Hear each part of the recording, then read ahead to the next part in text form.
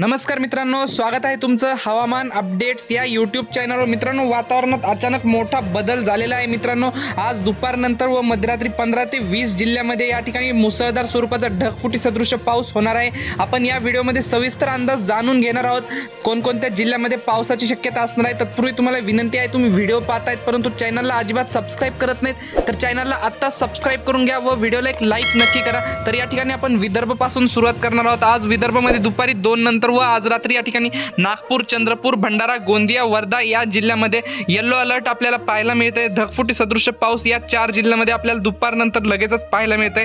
तसेच अमरावती, अकोला, यवतमाळ, वाशिम या भागामध्ये देखील मित्रांनो आपल्याला मध्यम ते जोरदार स्वरूपाच्या पावसाची शक्यता दुपारनंतर व काही तासांमध्ये पाहायला मिळते आपल्याला।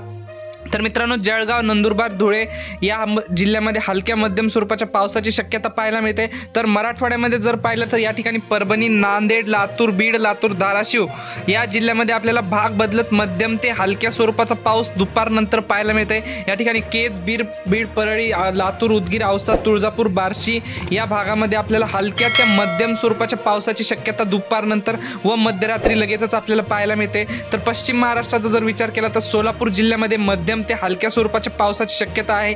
तर सांगली, सातारा, कोल्हापूर, पुणे, नगर या जिल्ह्यामध्ये आपल्याला हवामान ढगाळ पाहायला मिळते। तर हलक्यात मध्यम स्वरूपाचे पाऊस या जिल्ह्यामध्ये देखील आपल्याला पाहायला मिळू शकतो।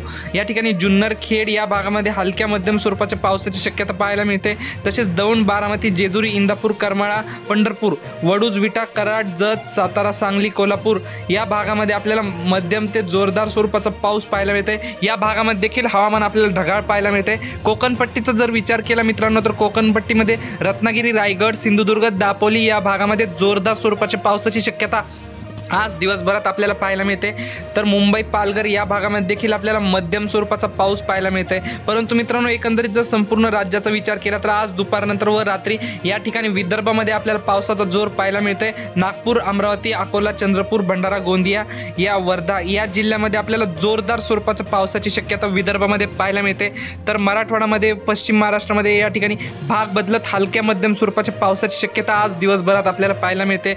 मित्रांनो, ही होती हवामानाविषयी छोटीशी माहिती आवडल्यास आपल्या चॅनलला सबस्क्राइब नक्की करा। धन्यवाद। तर भेटूयात पुढच्या व्हिडिओमध्ये।